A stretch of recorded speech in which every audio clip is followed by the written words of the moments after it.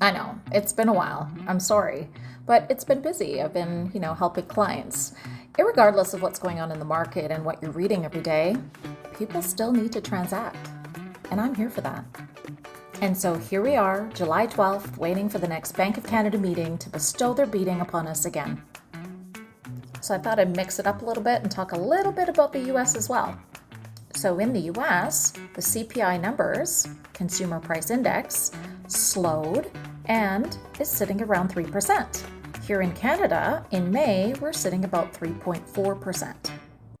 And just to note, last year in Canada, we were sitting at about 8.1%. So we've come a long way, baby.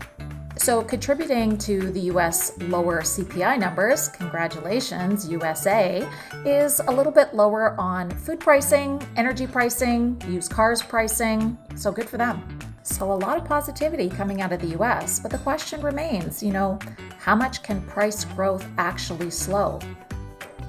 I mean, the labor markets are still really tight and the wage growth is still running firm. So it's likely that the US Fed is going to raise rates even though they took a bit of a pass in June. And hopefully it's the last for them. Okay, now on to Canada. So, as expected, Bank of Canada raised 25 basis points, and now we're going to be sitting at a prime rate of 7.2%. Highest in over 20 years. So, like the US, CPI numbers sit and will probably hover around the 3% mark, and they're expecting to be down to that magical 2% by 2025. 2025, yes, they missed a whole 2024 year in there. Well, it sounds like the Bank of Canada is telling us that we've got at least another year and a half of high rates. So if you're currently in a mortgage and you are maturing in 2023, 2024, you should really be talking to a mortgage agent so that you can look at your monthly numbers and your options.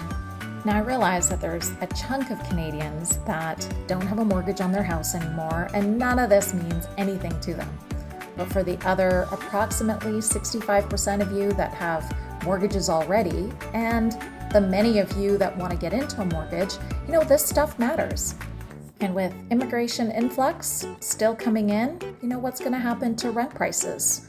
They're going to go up. Well, it's another hard day on the market. Next meeting, September 6th.